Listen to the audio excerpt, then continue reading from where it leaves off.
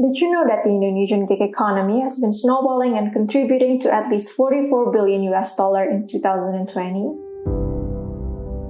It is projected that the numbers will triple to more than 120 billion US dollar in the next 2 years. According to data from 2020, a total of 2.5 million people were registered as motorcycle-based gig workers, and most likely this number has increased significantly following the post-pandemic recession. The rise of Indonesia's gig economy was kick-started when two major ride-hailing platforms were launched, appealing to the local market and creating massive job opportunities.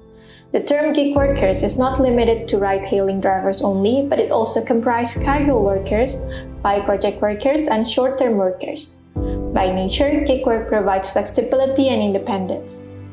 According to Eurofound, platform work is a form of employment in which an online platform is used to solve specific problems or to provide specific services in exchange for payment. Hence, platform workers are those individuals who overpaid labor services using an online platform.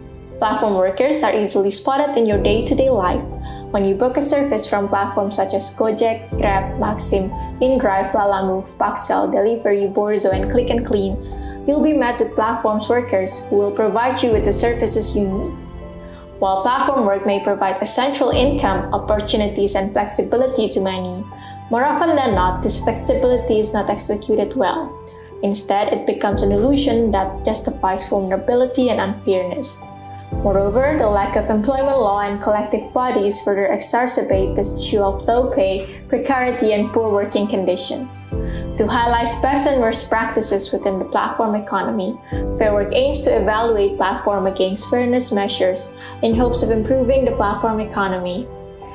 So, now that we have learned more about platform work, when it comes to Indonesian platforms, do you think that they have fulfilled those fairness principles?